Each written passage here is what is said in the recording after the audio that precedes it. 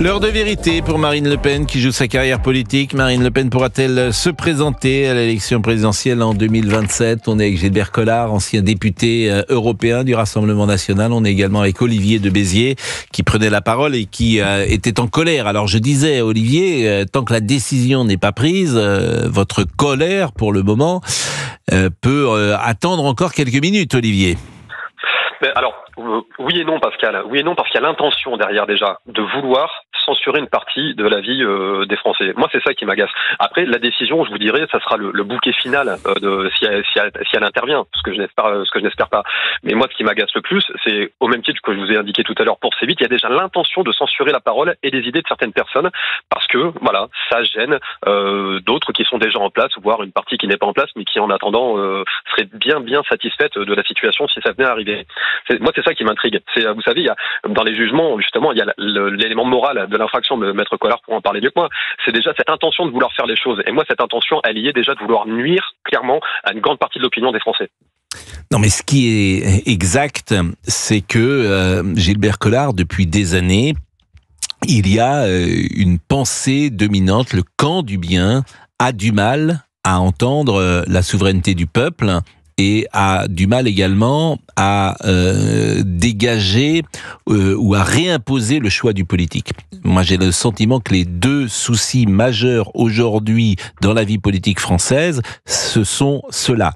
La souveraineté du peuple, donc on ne l'écoute pas sur tous les sujets, ça va de la voiture électrique jusqu'à l'écologie, je pourrais multiplier les exemples, à l'immigration massive, bien sûr, les Français ils ne sont pas d'accord là-dessus. Et la deuxième chose, c'est la reprise du contrôle par le politique, Gilbert Collard. Et le politique aujourd'hui, entre l'Union européenne, le Conseil constitutionnel, le Conseil d'État, eh bien, il est freiné dans son action. Hein. Mais le politique n'existe plus. Aujourd'hui, il n'y a plus qu'un corps d'administrateurs. On le voit bien, du reste, avec le gouvernement provisoire de M. Bayrou. La France est une administration. Il n'y a plus d'âme politique, il n'y a plus de débat politique, il n'y a plus de liberté politique.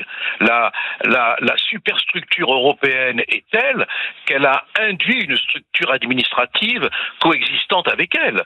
On est complètement soumis. Alors il y a quand même des choses qui se passent. Regardez ce qui se passe avec les ZFE. Il y a quand même un mouvement. Oui, parce que moi je trouve toujours que la France est très résiliente, que les gens sont prêts à tout accepter. Et notamment au moment du Covid, j'avais été frappé combien les gens acceptaient tout. Bon, là, manifestement, les ZFE, ça bouge un peu. Oui, mais la particularité de l'histoire de France, ça c'est Chenu qui l'avait parfaitement analysé, pas le député, l'historien, bien sûr, c'est qu'il y a, la France supporte, le français supporte, on croit que tout va bien, on croit que tout est calme, et puis soudain, on ne sait pas pourquoi, souvent, ça explose. Il y a eu les gilets jaunes quand même. C'est un phénomène sur lequel on est vite passé, qui a connu une répression incroyable, qui a choqué le monde entier du reste, sans que ça trouble en France les bonnes consciences dites de gauche. Bon, et on ne sait pas ce qui se passe dans le tréfonds de l'âme française. On le sait pas. Il y a une colère sourde. On ne sait pas quel est l'événement qui peut provoquer la coalition de ces colères. On ne sait pas.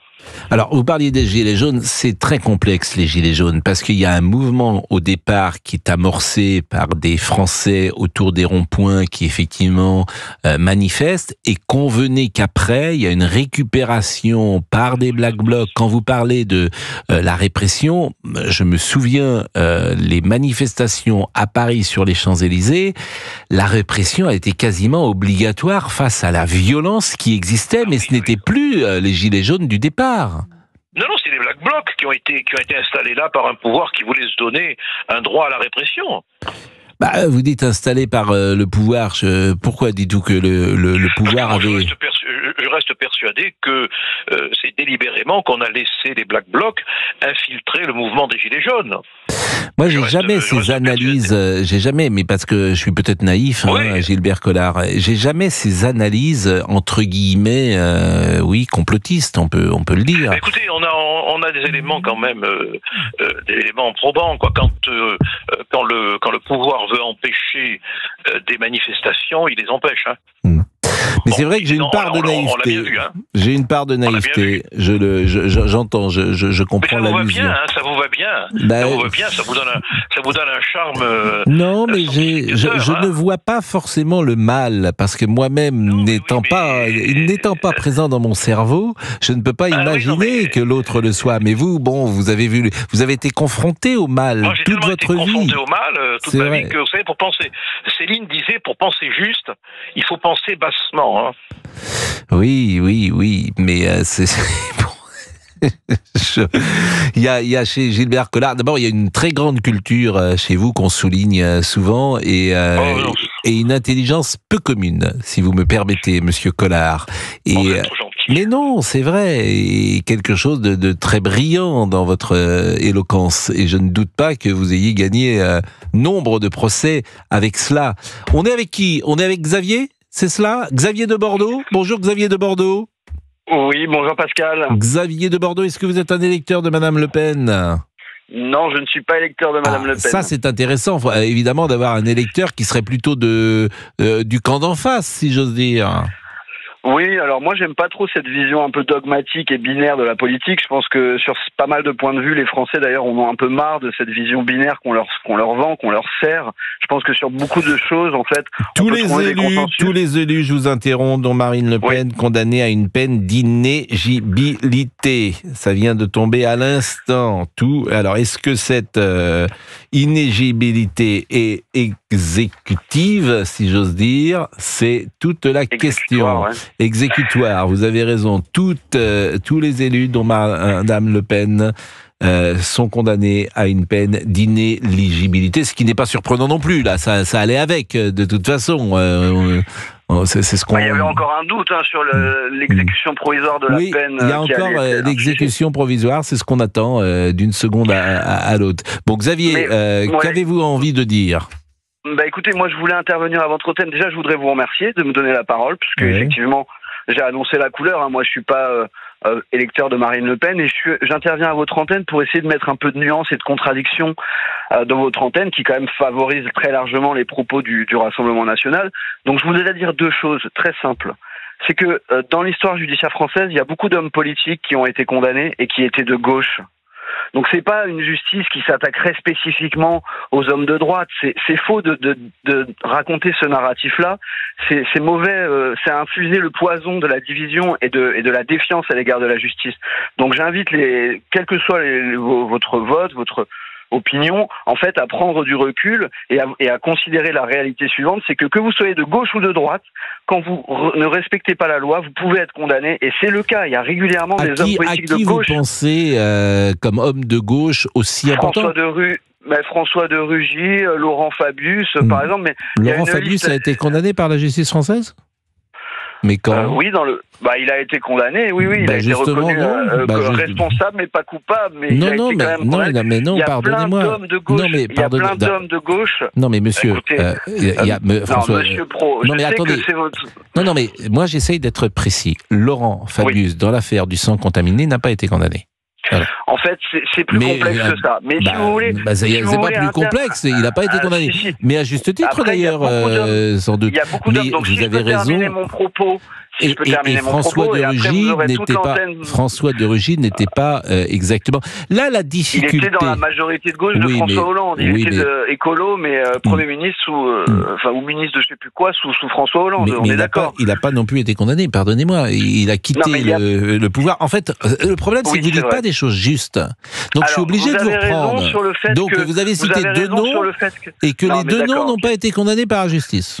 Alors c'est vrai, vous avez une liste qui circule sur Internet justement pour contredire cette vision dogmatique de la justice, et il y a bon nombre d'hommes politiques de gauche qui ont déjà été condamnés. C'est vraiment mauvais d'infuser le poison de la division, de la défiance à l'égard de la justice. Je pense que l'avocat qui est avec vous, Maître Collard, doit le rappeler aussi, c'est que ici en France, quand vous êtes de gauche ou de droite, si vous enfreignez la loi, vous pouvez être condamné. C'est la réalité. Ça, c'est la première chose que je voulais dire. La deuxième chose que je voulais vous dire, c'est que finalement, le Rassemblement national porte un discours, vous savez, de fermeté. auquel d'ailleurs beaucoup de Français adhèrent, c'est-à-dire de dire que la justice globalement est assez laxiste et qu'il faudrait qu'elle fasse preuve de plus de fermeté. Eh bien là, écoutez, on a la preuve que la justice peut être ferme à l'égard du pouvoir, quels que soient ses horizons, et donc c'est plutôt une bonne chose. Finalement, le Rassemblement national devrait s'enorgueillir d'une justice qui est ferme avec les gens de pouvoir, les gens puissants. Je pense qu'il faut être droit dans ses bottes dans la vie, et quand on défend le principe d'une justice ferme, il faut être d'accord quand la justice est ferme avec nous-mêmes. Donc en fait, s'appliquer à nous-mêmes les principes que l'on défend. Voilà, je pense que c'est deux arguments que vous pouvez entendre au-delà de votre opinion politique. Mais j'ai pas d'opinion politique. D'abord, je vérifie les personnalités politiques qui ont été condamnées ces dernières années. Jacques Chirac en 2011. Jérôme Cahuzac en 2018, Patrick et Isabelle Balkany en 2020, François Fillon en 2020, Georges Tron en 2021, Nicolas Sarkozy en 2021. Voilà les personnalités politiques qui ont été condamnées ces dernières années. Mais là, ce qui est intéressant en l'espèce, d'abord, c'est de mettre une peine d'inéligibilité. C'est pas la condamnation qui pose problème, parce que la condamnation, elle peut arriver.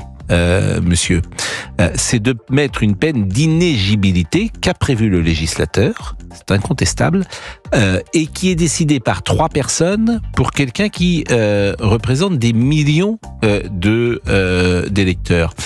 Et on est au cœur d'une question, en fait, de la démocratie, et chacun y répond comme il veut. Vous y répondez comme vous le souhaitez, Olivier. Si vous pensez que pour la démocratie, mettre une peine d'inéligibilité de Marine Le Pen et de l'empêcher de se présenter précisément pour ce sujet-là, vous avez forcément raison pour vous-même, j'ai envie de dire. Vous avez raison, moi je n'ai pas d'argument à vous opposer. Moi je pense que c'est une erreur pour la démocratie et pour la France. Au-delà du plaisir personnel, et je pourrais dire la même chose si c'était avec Jean-Luc Mélenchon. Je pense que c'est une erreur. Et Gilbert Collard disait tout à l'heure disait quelque chose qui est très juste. On ne sait jamais les conséquences d'une décision comme celle-là. Parce que les gens vont vivre ça comme une injustice. Et quand les Français vivent une sanction comme une injustice, on ne sait pas où on va. Il est 11h56.